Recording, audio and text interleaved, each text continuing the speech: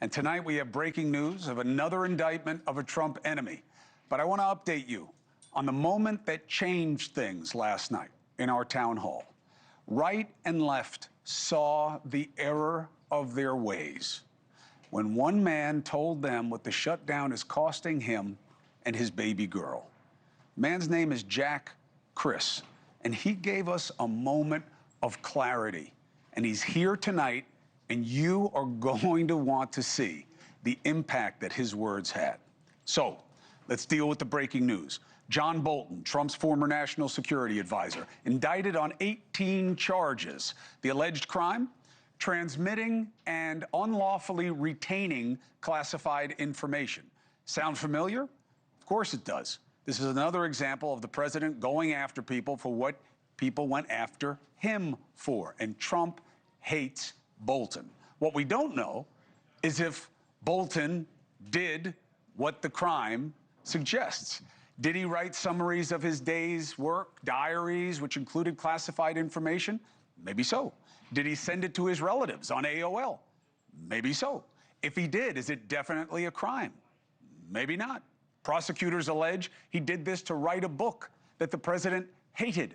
We do know that before he took the NSA position in 2018, so before, they set up an encrypted chat. Why?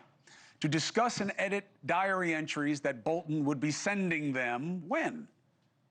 When? In office? Or was that not part of the expectation? Look, the texts are pretty clear. One of his relatives says, "Why are we using this now, the encryption?" Bolton responds, "For a diary in the future." Is that proof of a crime?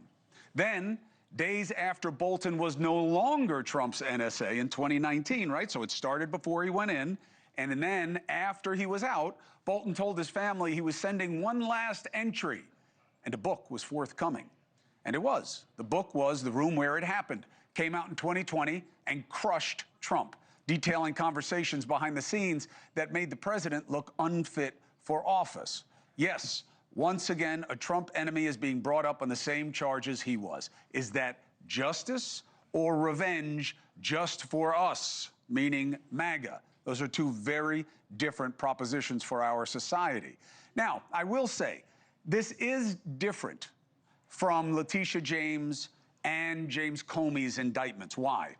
There was fallout because of Bolton's actions beyond political payback. The indictment alleges that Bolton's email got hacked by someone tied to the Iranian government, and he got blackmail messages. One said, "I do not think you would be interested in the FBI being aware of the leaked content of John's email. This could be the biggest scandal since Hillary's emails were leaked. But this time on the GOP side, contact me before it's too late."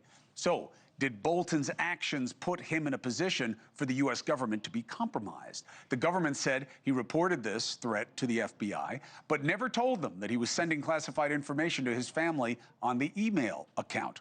Bolton's lawyers claim that this was investigated by the FBI years ago. No charges came, obviously, until now.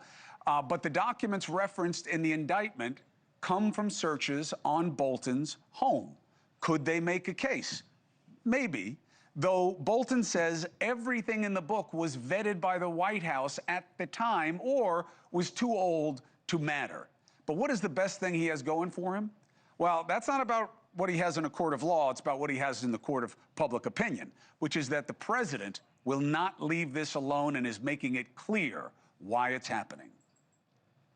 John Bolton was just indicted by a grand jury in Maryland. Do you have a reaction to that? I didn't know that. You tell me for the first time, but I think he's, a bad person. I think he's a bad guy. Yeah, he's a bad guy. It's too bad, but that's the way it goes. The case against him? That's the way it goes, right? That's the way it goes. Will I what? Have you reviewed the case against him? No, I haven't. I haven't. But I just think he's a bad person. So, are we stuck in two wrongs make a right mode? And are these prosecutions fueling the shutdown showdown? Thank you for watching. Subscribe below and download our NewsNation app right now on your phone, and you will get fact-based, unbiased news for all Americans.